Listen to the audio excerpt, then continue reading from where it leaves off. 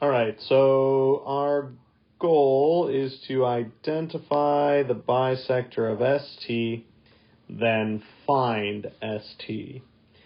So ST is from here to here, and we know that it is bisected, and I know that it's bisected because we've got this midpoint M, and on either side of the midpoint we've got these congruent sides, right? So all I have to do to find the bisector is to find what line intersects at M, the midpoint. So it's going to be this line here, line L. So we can say the segment bisector is line L. So the next thing we have to do is we've got to find the length of ST. So that's easy enough. I go SM, that's this one here, plus MT, that's the other side. If I add those together, I'll get the length of ST.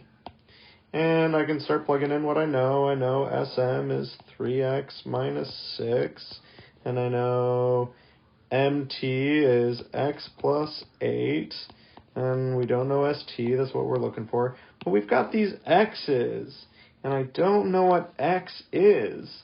So that means I've got to find x before I can do anything. So let's think about how I could find x. I know these two things are equal, right? If I know that SM and MT are congruent, I know they're congruent because they tell me they're congruent, and this is the midpoint, so I know that each side is going to be equal. So I can write that down. I can say SM equals MT. And now I can plug in what we know. We know that SM is 3x minus 6, and I know MT is x plus 8. So now all I got to do is solve for x in order to figure out what ST is. Then we can plug it in over here. So I'm going to subtract x on both sides.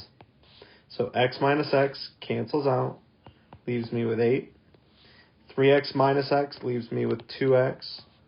Bring down my negative 6. So then I'm going to add 6 to both sides, and we get 2x equals 14. When we divide both sides by 2, we'll get x equals 7. So now I'm going to take that, and I'm going to plug it in for x. So I'm just going to go back and plug in everything else.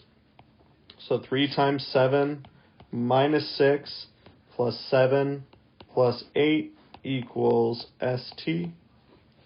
3 times 7 is 21, minus 6 is 15, plus 7 is 22, plus 8 gives us 30. So my final answer is that ST is 30.